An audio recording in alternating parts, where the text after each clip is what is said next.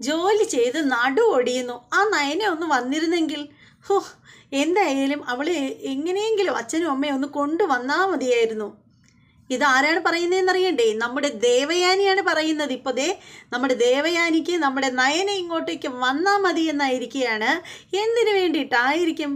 സ്നേഹിക്കാൻ വേണ്ടിയിട്ടായിരിക്കുമോ? അതോ കൊല്ലാൻ വേണ്ടിയിട്ടായിരിക്കുമോ? എല്ലാം പറയാം. പറയുന്നതിന് മുമ്പായിട്ട് ആരെങ്കിലും നമ്മുടെ ചാനൽ സബ്സ്ക്രൈബ് ചെയ്യാതെ ഉണ്ടെങ്കിൽ എത്രയും പെട്ടെന്ന് സബ്സ്ക്രൈബ് ചെയ്തോളൂ. ബെല്ലൈക്കൻ കൂടി പ്രസ് ചെയ്യാൻ മറക്കരുത്. അപ്പോൾ നമുക്ക് നേരെ നമ്മുടെ റിവ്യൂവിലേക്ക് പോവാം. ഇത് ഇന്നലത്തെ എപ്പിസോഡിൻ്റെ റിവ്യൂ ആണ്. ഇന്നലെ എനിക്ക് റിവ്യൂ ചെയ്യാൻ പറ്റിയിരുന്നില്ല. ഞാൻ നേരത്തെ പല വീഡിയോകളിലും പറഞ്ഞിട്ടുണ്ടായിരുന്നു ഇവിടെ മഴയുടെ പ്രശ്നം, കാറ്റ്, അങ്ങനെ പവർ കട്ട്, അങ്ങനെയൊക്കെയുള്ള കാര്യങ്ങളൊക്കെ ഞാൻ നേരത്തെ പറഞ്ഞിട്ടുണ്ടായിരുന്നു. അതുകൊണ്ട് അത് തന്നെ ഇനി പറയുന്നില്ല. എന്തായാലും നമുക്ക് നമ്മുടെ എപ്പിസോഡിൻ്റെ റിവ്യൂവിലേക്ക് പോവാം.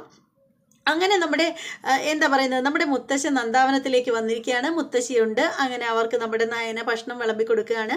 അങ്ങനെ അത് അവർ രുചിയായിട്ട് കഴിച്ചുകൊണ്ടിരിക്കുകയാണ്. ഗോവിന്ദനും ഇരുന്ന് കഴിക്കുകയാണ്. നന്ദു ആണെങ്കിൽ തൊട്ടടുത്ത് നിൽപ്പുണ്ട്. അപ്പോൾ ആ സമയത്താണ് നമ്മുടെ മുത്തശ്ശന് നമ്മുടെ ആദർശിൻ്റെ കോൾ വരുന്നത്. അപ്പോൾ ആദർശ് കാര്യമൊക്കെ തിരക്കുകയാണ് മുത്തശ്ശനോട്. അപ്പം മുത്തശ്ശൻ പറയണം, ആ മോനെ, ഞാൻ നന്ദാവനത്തിലിരുന്നിട്ടേ നല്ല രുചിയുള്ള ഭക്ഷണം കഴിക്കുകയാണ്. നയനമോൾ വെച്ചുണ്ടാക്കിയതാണ്. കുറച്ച് ദിവസമായിട്ട് അവിടെയുള്ള പെണ്ണുങ്ങൾ വെച്ചുണ്ടാക്കുന്ന ഒന്നിനും കൊള്ളാത്ത ഭക്ഷണമായിരുന്നല്ലോ കഴിച്ചുകൊണ്ടിരുന്നത്. അതുകൊണ്ട് മനസ്സറികെ ഞാൻ കഴിക്കുകയാണ് എന്നിങ്ങനെ പറയുകയാണ്. അപ്പോൾ പറഞ്ഞുകൊണ്ടിരിക്കുന്നതിൻ്റെ കൂട്ടത്തിൽ ആദർശ് ചോദിക്കുകയാണ്, അല്ല മുത്തശ്ശ, അവളെയും വിളിച്ചുകൊണ്ട് വരാനാണോ മുത്തശ്ശൻ്റെ തീരുമാനം എന്നിങ്ങനെ ചോദിക്കുകയാണ്.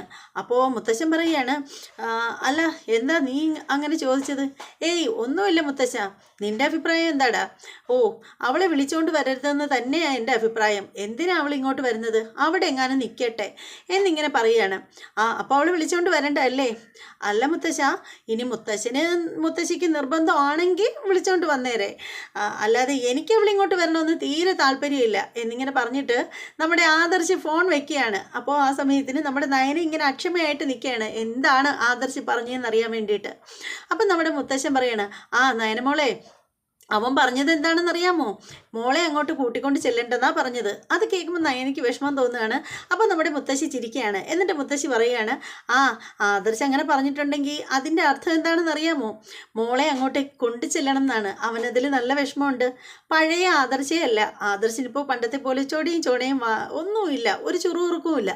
വീട്ടിൽ വന്നു കഴിഞ്ഞാൽ തന്നെ അധികം ആരോട് സംസാരിക്കാൻ പോലും താല്പര്യമില്ല. മോള് വന്നതിൻ്റെ ചില കുഴപ്പങ്ങളൊക്കെ അവനുണ്ട്. അതായത് മോള് അവിടെ ഉള്ളപ്പോൾ മോളോട് വഴക്കിടാനും മോളോട് ദുർമുഖം കാട്ടാനൊക്കെ വരുമായിരുന്നെങ്കിലും ഇപ്പം മോൾ അവിടെ ഇല്ലാത്തത് കൊണ്ട് ആദർശിന് അതിൽ നല്ല വിഷമമുണ്ട് എന്നൊക്കെ ഇങ്ങനെ പറയുകയാണ് നമ്മുടെ മുത്തശ്ശി. പക്ഷെ അവൻ അത് ആരോടും സമ്മതിച്ച് തരുന്നില്ലെന്നേ ഉള്ളൂ എന്നിങ്ങനെ പറയുകയാണ്. അപ്പോൾ ആ സമയത്തിന് മോക്ക് സുഖമല്ലേ ഇവിടെ എന്നിങ്ങനെ മുത്തശ്ശൻ ചോദിക്കുമ്പോൾ നമ്മുടെ ഗോവിന്ദനാണ് മറുപടി പറയുന്നത്. ഗോവിന്ദൻ പറയുകയാണ്, മോളുടെ കാര്യമൊന്നും പറയാതിരിക്കാൻ നല്ലത്. മോൾക്ക് ഇവിടെ രാത്രി ആകുമ്പോൾ ഉറക്കമില്ല, ഓരോന്ന് ചിന്തിച്ചിട്ട് ഇങ്ങനെ ഇരിപ്പാണ്. എന്തിനാ മോളെ അങ്ങനെ ഓരോന്ന് ചിന്തിച്ചിട്ടിരിക്കുന്നത്? മോൾ സമാധാനമായിട്ട് നിൽക്ക്. ദേ, മോൾ ഇപ്പം തന്നെ നമ്മുടെ കൂടെ വന്നു എന്നിരിക്കട്ടെ. നമുക്ക് മോളെ കൊണ്ടുപോകുന്നതിന് വിഷമമൊന്നും ഉണ്ടായിട്ടില്ല. പക്ഷേ മോള് അങ്ങനെ നമ്മളെ കൂടെ വരികയാണെങ്കിൽ മോൾക്ക് ഒരു വില ഉണ്ടാവില്ല. മോൾ ഇവിടെ തന്നെ നിൽക്ക്. കുറച്ച് ദിവസം കൂടി ഇങ്ങനെ പോട്ടെ. എന്തൊക്കെ സംഭവിച്ചാലും ആദർശ് വന്ന് വിളിക്കാതെ മോൾ അങ്ങോട്ട് വരേ വേണ്ട എന്നിങ്ങനെ മുത്തശ്ശൻ പറയുകയാണ്. അപ്പോൾ എന്നിട്ട് മുത്തശ്ശൻ പറയുകയാണ്, എന്തായാലും അനിയുടെ കല്യാണത്തിന് മുമ്പായിട്ട് ആദർശ് ഇവിടെ വന്ന് മോളെ വിളിച്ചിരിക്കും എന്നിങ്ങനെ പറയുകയാണ്. അല്ലാതെ മോൾ അങ്ങോട്ട് വന്നാലുണ്ടല്ലോ പിന്നെ മോൾക്ക് നേരത്തെ ആ ഒരു പരിഗണന പോലും കാണില്ല. കുറച്ച് ദിവസമായിട്ട് അവിടെയുള്ള പെണ്ണുങ്ങളുടെ ഊപ്പാട് വരികയാണ്. അവർ അങ്ങനെ ചെയ്യട്ടെ, അങ്ങനെ കിടന്ന് കഷ്ടപ്പെടട്ടെ. അങ്ങനെ ആകുമ്പോൾ മാത്രമേ മോൾക്കൊരു വില ഉണ്ടാവൂ. മോൾ അവിടെ എന്തുമാത്രം കഷ്ടപ്പെട്ടു എന്ന് അവർക്ക് മനസ്സിലാവൂ. അതുകൊണ്ടേ അവർ മോളുടെ വില മനസ്സിലാക്കട്ടെ എന്നിങ്ങനെ പറയുകയാണ്. അപ്പോൾ ആ സമയത്ത് ഗോവിന്ദൻ പറയണം, അല്ല മൂർത്തി സാറേ, കനക അവിടെ ഉണ്ടല്ലോ, കനകയോട് പറഞ്ഞൂടെ അവിടുത്തെ ജോലികളൊക്കെ ഒന്ന് ചെയ്യാൻ? അപ്പോൾ ഉടനെ നമ്മുടെ മുത്തശ്ശൻ പറയാണ്, കനക നമ്മുടെ വീട്ടിലെ ഗസ്റ്റാണ്, പോരെങ്കിൽ 2 മരുമക്കളുടെ അമ്മ കൂടിയാണ്. കനക അവിടെ വന്ന് ജോലി ചെയ്യേണ്ട ആവശ്യമൊന്നുമില്ല. കനകയെ ഞങ്ങൾ അവിടെ നിർത്താൻ പറഞ്ഞത് എന്താണെന്ന് അറിയാമോ? നവ്യമോളുടെ കാര്യങ്ങൾ നോക്കാൻ വേണ്ടിയിട്ടാണ്. കനക അത് മാത്രം ചെയ്താൽ മതി. കനക അവിടെ അടുക്കള പണിക്ക് കയറേണ്ട ഒരു കാര്യമില്ല. അവിടെ 2 പെണ്ണുങ്ങളുണ്ടല്ലോ, അവർക്ക് വേറെ എന്താ പണി? അടുക്കളപ്പണിയെങ്കിലും ചെയ്യണ്ടേ എന്നിങ്ങനെ പറയുകയാണ് മുത്തശ്ശൻ.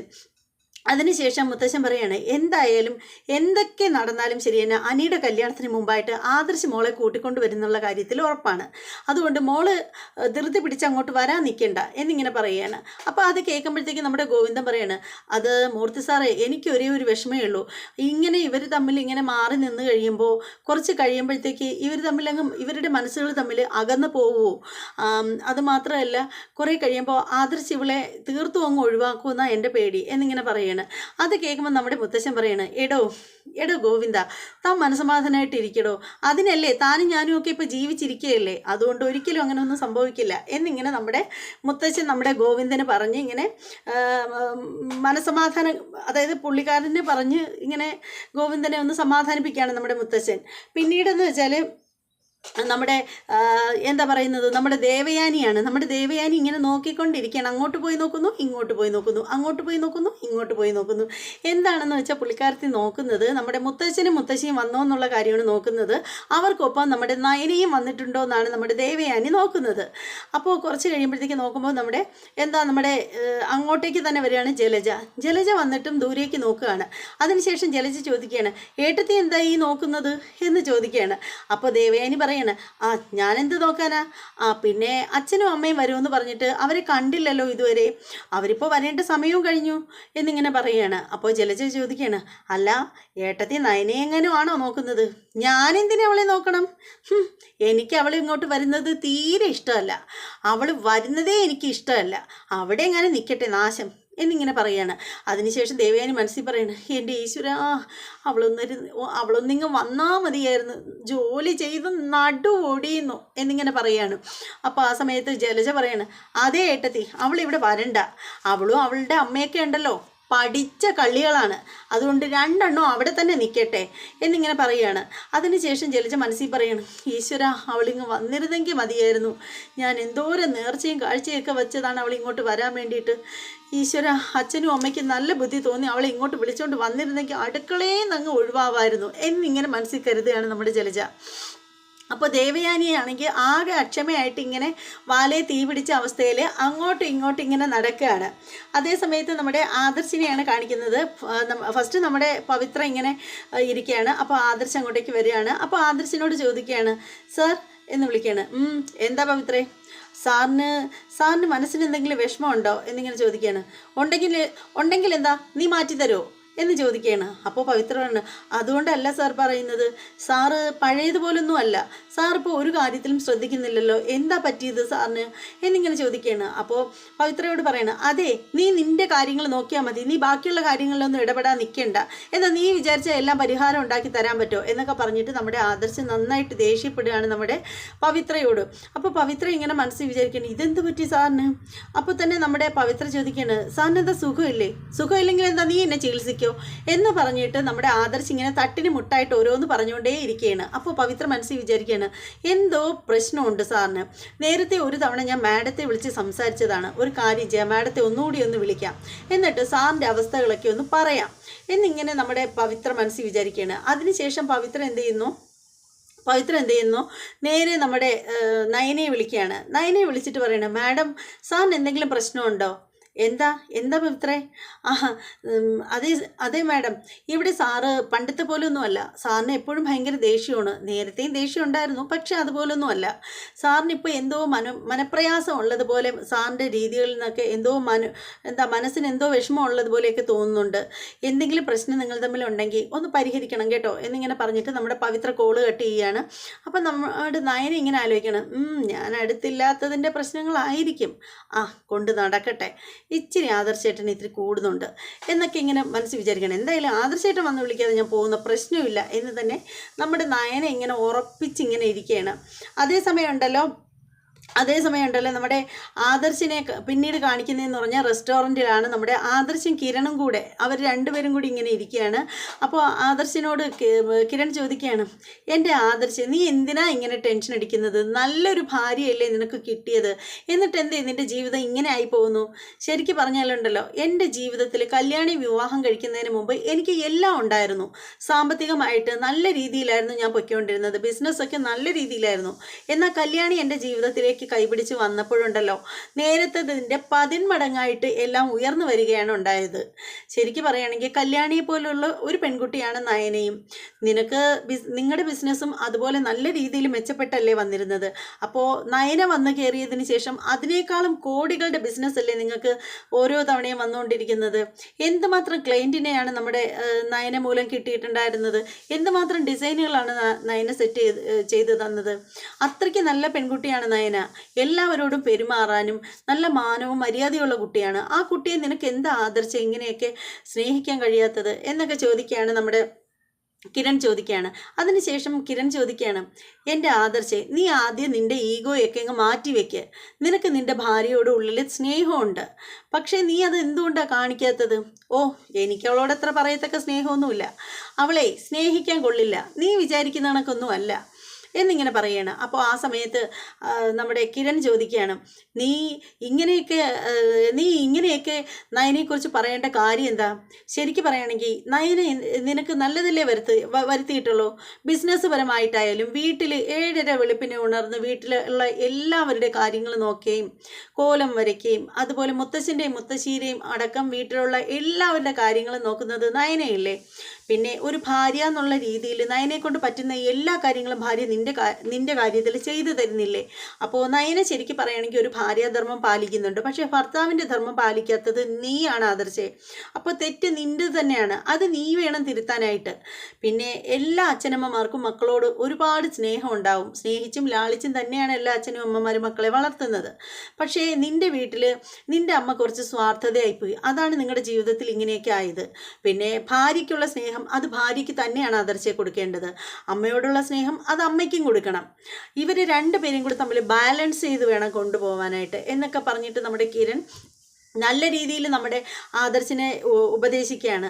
എന്നിട്ട് കിരൺ പറയണേ, നീ ഇങ്ങനെ എല്ലാം പറഞ്ഞിട്ട് ഇങ്ങനെ മിണ്ടാണ്ടിരുന്നിട്ടൊന്നും ഒരു കാര്യമില്ല. നിൻ്റെ ജീവിതത്തിൽ നീ നയനെ തിരികെ വിളിച്ചുകൊണ്ട് വരണം എന്നൊക്കെ പറയുകയാണ്. അപ്പോൾ ആദർശ് പറയണേ, ഞാനെന്തിനു തിരികെ വിളിക്കണം? അവൾ അവളുടെ ഇഷ്ടത്തിന് പോയതല്ലേ. എന്നോടൊരു വാക്ക് പോലും അവൾ ചോദിച്ചിട്ടില്ല. അപ്പോൾ ഞാൻ വിളിക്കേണ്ട ഒരു ആവശ്യമില്ല. അവൾ വേണമെങ്കിൽ താനേ വരട്ടെ. അപ്പോൾ ഉടനെ നമ്മുടെ കിരൺ പറയുകയാണ്, എന്തുകൊണ്ടാണ് അവൾ നിൻ്റെ അടുത്തേക്ക് വരാത്തത്? നീ അതൊന്ന് ആലോചിച്ച് നോക്കിയിട്ടുണ്ടോ? ശരിക്കും പറഞ്ഞാൽ വിവാഹം കഴിഞ്ഞ ദമ്പതികളുണ്ടല്ലോ, മാറി നിൽക്കുമ്പോഴത്തേക്ക് അവർക്ക് തിരികെ പെട്ടെന്ന് തന്നെ ഭർത്താവിൻ്റെ അടുത്തേക്ക് എത്താൻ തോന്നുന്നില്ലെങ്കിൽ അതിൽ നിന്ന് മനസ്സിലാക്കേണ്ടതേ അയാളുമായിട്ടുള്ള ജീവിതത്തിൽ അവർക്ക് ഒരു മനസ്സമാധാനവും കിട്ടുന്നില്ലെന്നാണ്. നോക്ക്, നയന ശരിക്കും പറഞ്ഞാലുണ്ടല്ലോ, കല്യാണി നയനയും തമ്മിൽ എപ്പോഴും വിളിക്കാറുണ്ട്. നയന ഇപ്പോൾ എന്താ പറയുന്നത്, നയന ഇപ്പോൾ 100% ഹാപ്പിയാണ്. നയനയുടെ വീട്ടിൽ ഭയങ്കര സന്തോഷമുണ്ട് നയനയ്ക്ക്. നിൻ്റെ വീട്ടിലോട്ട് തിരിച്ചു വരാത്തതും അതുകൊണ്ട് തന്നെയാണ്. നിൻ്റെ വീട്ടിൽ വന്ന ആ കുട്ടിക്ക് ശരിക്കും പറഞ്ഞാൽ ഒറ്റപ്പെടലല്ലേ ഉണ്ടാവുന്നത്. അപ്പോൾ നിൻ്റെ അടുത്ത് നിൽക്കുന്നതിനേക്കാൾ കൂടുതൽ സന്തോഷം അവൾക്ക് അവളുടെ വീട്ടിൽ കിട്ടുന്നെന്നുണ്ടെങ്കിൽ അതിന് ഉത്തരവാദി ആരാണ് എന്നിങ്ങനെ ചോദിക്കുകയാണ് ആദർശ്. ശരിക്കും പറഞ്ഞാലുണ്ടല്ലോ, എൻ്റെയും കല്യാണിയുടെയും കല്യാണം കഴിഞ്ഞിട്ട് ഇത്രയും നാളായി. നമുക്കൊരു കുഞ്ഞുമുണ്ട്. എന്നാൽ പോലും എന്തെങ്കിലും ഒരു ആവശ്യത്തിന് വേണ്ടിയിട്ട് അത്യാവശ്യം കല്യാണി കുറച്ച് സമയം എൻ്റെ അടുത്ത് നിന്ന് മാറി നിന്ന് കഴിഞ്ഞാൽ എനിക്കും കല്യാണിക്കും അത് വല്ലാത്ത വേദനയാണ്. നമുക്ക് ശരിക്കും പറഞ്ഞാൽ നമുക്ക് ഒരു നിമിഷം പോലും കാണാതെ മാറിയിരിക്കാൻ പറ്റില്ല. അതാ നമ്മുടെ അവസ്ഥ. നിങ്ങൾക്ക് ഇടയിൽ എന്താ അതില്ലാത്തത് എന്നിങ്ങനെ ചോദിക്കുകയാണ്. ആദർശ് ആദ്യം ഒരു കാര്യം മനസ്സിലാക്കണം. ആദർശ് കല്യാണി കല്യാണിയല്ല, നയനെ തിരികെ വിളിക്കാതിരുന്നാലുണ്ടല്ലോ കുറേ കഴിയുമ്പോൾ നയന അവിടെ ആ ഒരു വീടുമായിട്ട് ശരിക്കും അവിടെ തന്നെ ആയിരിക്കും നിൽക്കുക. പിന്നെ അങ്ങോട്ടേക്കൊരു വരവുണ്ടാവില്ല. പ്രത്യേകിച്ച് നയനയെ സംബന്ധിച്ചിടത്തോളം നയനയുടെ അനിയത്തി, അച്ഛൻ, അമ്മ എല്ലാവരും അവിടെ തന്നെയാണുള്ളത്. പിന്നെ നിൻ്റെ ഭാഗത്ത് നിന്ന് ഒരു ഭർത്താവിൻ്റെ കടമകൾ നീ ഇത്ര നാളായിട്ട് ചെയ്തിട്ടേ ഇല്ല. അപ്പോൾ പിന്നെ ആ കുട്ടിക്ക് തിരികെ നിൻ്റെ വീട്ടിലേക്ക് വരാനും തോന്നില്ല എന്നൊക്കെ പറഞ്ഞിട്ട് നമ്മുടെ കിരൺ നല്ല രീതിയിൽ ബ്രെയിൻ വാഷ് ചെയ്യുകയാണ് നമ്മുടെ ആദർശിനെ. എന്നിട്ട് പറയാണ്, ആദർശേ, ഇങ്ങനെ നിങ്ങളുടെ ജീവിതം ഇങ്ങനെ പോവുകയാണെങ്കിലുണ്ടല്ലോ നയനെ നിൻ്റെ ജീവിതത്തിലേക്ക് തിരികെ വരില്ല ഇങ്ങനെയാണെങ്കിൽ എന്നൊക്കെ പറഞ്ഞിട്ട് നല്ല രീതിയിൽ ഇങ്ങനെ ഉപദേശിച്ചു കൊടുക്കുകയാണ്. ഇത് കേട്ടിട്ട് നമ്മുടെ കിരണിനോട് നമ്മുടെ ആദർശിന് ഒന്നും മിണ്ടാണ്ട് ഇങ്ങനെ ഇരുന്നിട്ട് ആദർശ് പറയാണ്, നീ പറയുന്നതൊക്കെ എനിക്ക് മനസ്സിലാവുന്നുണ്ട്. നീ പറഞ്ഞതുകൊണ്ട് ഞാൻ അവളെ വേണമെങ്കിൽ വിളിക്കാം. അപ്പോൾ ഉടനെ നമ്മുടെ കിരൺ ചോദിക്കാണ്, ഞാൻ പറഞ്ഞത് കൊണ്ടാണോടാ നീ നിൻ്റെ ഭാര്യയെ വിളിക്കേണ്ടത്? നീ നിൻ്റെ ഭാര്യയെ നിനക്ക് സ്വയം തോന്നിയാണ് വിളിക്കേണ്ടത്, അല്ലാതെ എനിക്ക് വേണ്ടിയിട്ടല്ല നിൻ്റെ ഭാര്യയെ നീ വിളിക്കേണ്ടത് എന്നിങ്ങനെ പറയുകയാണ്. അതിനുശേഷം നമ്മുടെ ആദർശ് പറയാണ്, എടാ നിൻ്റെ അനുജൻ അനിയില്ലേ, എന്തുമാത്രം സ്നേഹം അവന് നയനയോട്. നിൻ്റെ അനുജന് നിൻ്റെ ഭാര്യയോടുള്ള സ്നേഹത്തിൻ്റെ പകുതി സ്നേഹം നിനക്ക് അവളോടില്ലല്ലോ എന്നൊക്കെ പറയുകയാണ് നമ്മുടെ കിരൺ. ഇതൊക്കെ കേട്ടിട്ട് ഇങ്ങനെ ഗ്ലൂമി ആയിട്ട് ഇങ്ങനെ ഒന്നും മിണ്ടാണ്ടിരിക്കുകയാണ്. അതിനുശേഷം ആദർശിനോട് കിരൺ പറയാണ്, എടാ നീ ആദ്യം ഒരു കാര്യം മനസ്സിലാക്ക്, നിൻ്റെ ഭാര്യ വന്നു കയറിയിട്ട് നിൻ്റെ ജീവിതത്തിൽ നല്ലത് മാത്രമേ സംഭവിച്ചിട്ടുള്ളൂ. അതുകൊണ്ട് നീ അവളെ ഉപേക്ഷിക്കരുത്. നീ ഇങ്ങനെ അവളിൽ നിന്ന് ഇങ്ങനെ അകന്നു നിന്നാലുണ്ടല്ലോ, ഇനി നിൻ്റെ ജീവിതത്തിലേക്ക് ചിലപ്പോൾ അവൾ വന്നെന്ന് ഇരിക്കില്ല എന്നൊക്കെ പറഞ്ഞിട്ട് ഇങ്ങനെ പറയുമ്പോൾ ആദർശ് വല്ലാതാവുകയാണ്. അതിനുശേഷം ആദർശ് കിരണിനോട് പറയാണ്, ശരിയടാ ഇനി പിന്നെ കാണാം എന്ന് പറഞ്ഞിട്ട് ഇങ്ങനെ പോവുകയാണ്. നമ്മുടെ കിരൺ പോവുകയാണ്, കിരണിൻ്റെ അടുത്ത് നിന്ന് നമ്മുടെ ആദർശ് പോവുകയാണ്. അപ്പോൾ കിരൺ പറയുകയാണ്, ആദർശ് ഇനി ഒരുമിച്ച് കാണുമ്പോൾ നിങ്ങൾ രണ്ടുപേരും ഒരുമിച്ച് തന്നെ ഉണ്ടാവണം. നീ ആദ്യം പോയി നിൻ്റെ ഭാര്യയെ വിളിച്ചുകൊണ്ട് വാ. അതിനുശേഷം ഉണ്ടല്ലോ നീ നിൻ്റെ വീട്ടിൽ നിൽക്കേണ്ട, കുറച്ച് ദിവസം നീ എനിക്കും കല്യാണിക്കും ഒപ്പം വന്ന് നിൽക്കേ. അത് ഭയങ്കര ഒരു പോസിറ്റീവ് വൈബ് നിങ്ങൾക്കിടയിൽ ഉണ്ടാവും, നിങ്ങൾ തമ്മിൽ നല്ലൊരു കെമിസ്ട്രി വർക്കൗട്ട് ആവും എന്നിങ്ങനെ പറയുകയാണ്. ശരിയടാന്നൊക്കെ പറഞ്ഞിട്ട് നമ്മുടെ ആദർശ് പോയിരിക്കുകയാണ്. പിന്നെയെന്ന് വെച്ചാൽ നമ്മുടെ ദേവയാനിയും ജലജയും ഇങ്ങനെ അക്ഷമരായിട്ട് ഇങ്ങനെ ഇരിക്കുകയാണ്, നോക്കിക്കൊണ്ടിരിക്കുകയാണ്. നമ്മുടെ നയനയെ കൊണ്ട് മുത്തശ്ശിയും വരുമോ എന്നും പറഞ്ഞാണ് പുള്ളിക്കാരത്തികൾ ഇരിക്കുന്നത്. അപ്പോൾ ഇങ്ങനെ ഇരുന്നിട്ട് നമ്മുടെ ദേവയാനി പക്ഷേ പുറമേ ഒന്നും സമ്മതിച്ചു കൊടുക്കില്ലല്ലോ. നമ്മുടെ കനക അപ്പോൾ ഇങ്ങോട്ട് വന്നിട്ട് ഇങ്ങനെ നോക്കുകയാണ്. എന്തോന്നായിരിക്കും ഇവർ നോക്കിക്കൊണ്ടിരിക്കുന്നത്? എൻ്റെ മോള് വരുമെന്നാണ് നോക്കിക്കൊണ്ടിരിക്കുന്നത്. ഇപ്പോഴല്ലേ മനസ്സിലായത്. ഇപ്പോൾ ശരീരം അനങ്ങുന്ന രണ്ടെണ്ണത്തിനും അതിൻ്റെ ഏനക്കേടാണ്. എൻ്റെ കുഞ്ഞ് വരാൻ വേണ്ടി കാത്തിരിക്കുക നീയൊക്കെ എന്നും പറഞ്ഞിട്ട് ഇങ്ങനെ നിൽക്കുകയാണ് നമ്മുടെ കനക. അപ്പോഴത്തേക്കും നമ്മുടെ മനസ്സിൽ പറയുകയാണ്, നമ്മുടെ ദേവയാനി പറയുകയാണ്, ഈശ്വര അവളിങ്ങ് വന്നിരുന്നെങ്കിൽ ഒന്ന് അച്ഛനും അമ്മയും വന്നിരുന്നെങ്കിലേ എനിക്ക് മനസ്സമാധാനമാവൂ, എന്നാലല്ലേ അവർക്കൊപ്പം അവളുണ്ടോ എന്ന് അറിയത്തുള്ളൂ എന്നൊക്കെ ഇങ്ങനെ മനസ്സിൽ വിചാരിച്ച് ഇങ്ങനെ ഇരിക്കുകയാണ്. നോക്കുമ്പോഴത്തേക്ക് ആദർശ് വരികയാണ്. ആദർശ് വരുമ്പോഴത്തേക്കും നമ്മുടെ ദേവയാനി ചോദിക്കുകയാണ്, മോനെ ആദർശ് നീ എന്താ ഇപ്പോൾ ഈ സമയത്ത് വന്നത്? നീ സാധാരണ ഈ സമയത്തൊന്നും വരില്ലല്ലോ, 3:30 മണിയല്ലേ ആയുള്ളൂ എന്നിങ്ങനെ പറയണം. അപ്പോൾ ആദർശ് പറയണം, അമ്മ എനിക്കൊരു തലവേദന, അതുകൊണ്ട് ഞാൻ പെട്ടെന്ന് ഇങ്ങ് പോകുന്നതാണ് എന്നിങ്ങനെ പറയുകയാണ്. അപ്പോൾ ആ സമയത്തിന് നമ്മുടെ ആദർശ് ചോദിക്കണം, അല്ലമ്മേ മുത്തശ്ശിയും വന്നില്ലേ? ഇല്ല മോനെ, അവർ വന്നില്ല. ഇനി അവർ വരുമ്പോൾ ചിലപ്പോൾ അവളും കൂടി വരുമായിരിക്കും അവർക്കൊപ്പം. അവൾ വരാതിരിക്കുന്നതാ അമ്മേ നല്ലത് എന്നിങ്ങനെ പറയുകയാണ്. ഞാൻ എന്തായാലും അവളെ വിളിക്കാനൊന്നും പോവില്ല, അവൾ വരാത്തതാ നല്ലത് എന്നിങ്ങനെ പറയുമ്പോൾ ദേവയാനിയുടെ ഉള്ളിൽ കൂടെ ഒരു കിളി പോവുകയാണ്. ദേവയാനി വിചാരിക്കണം, ഈശ്വര അവൾ വരാതിരുന്ന ജോലി ചെയ്തെൻ്റെ നടുവൊടിയുമല്ലോ എന്നിങ്ങനെ മനസ്സിൽ വിചാരിക്കണം നമ്മുടെ ദേവയാനി. അപ്പോൾ ദേവയാനി പറയുകയാണ്, അതേ മോനെ, അവൾ വരരുതെന്ന് തന്നെയാണ് എൻ്റെ ആഗ്രഹം. വരരുത് അവളെ ഞാൻ ഈ വീട്ടിൽ കേറ്റില്ല. അവളെ കള്ളിയാണ്, മഹാകള്ളി, പെരുങ്കള്ളി. അപ്പോൾ ഉടനെ നമ്മുടെ ജലജ പറയണം, അവൾ മാത്രമല്ല ഏട്ടത്തി, അവളുടെ അമ്മയും കള്ളിയാണ്, ഈ കൂട്ടത്തോടെ കള്ളികളാണ് എന്നൊക്കെ പറഞ്ഞിട്ട് ഇങ്ങനെ പറയുകയാണ്. ആദർശ് ഇങ്ങനെ ഒന്നും മിണ്ടുന്നില്ല. ആദർശിനിങ്ങനെ അത് കേൾക്കുമ്പോഴത്തേക്ക് വല്ലാത്തൊരു വിഷമം തോന്നുകയാണ് നയനെ പറ്റി പറയുമ്പോൾ. ആദർശ് ഇങ്ങനെ ഒന്നും മിണ്ടാണ്ട് അകത്തേക്ക് അങ്ങ് പോവുകയാണ്. അപ്പോഴത്തേക്ക് അടുത്ത കാർ വരികയാണ്. അടുത്ത കാർ വരുമ്പോഴത്തേക്ക് ദേവയാനി മനസ്സിൽ പറയണേ, ഈശ്വര അവൾ കൂടെ ഉണ്ടാവണേ.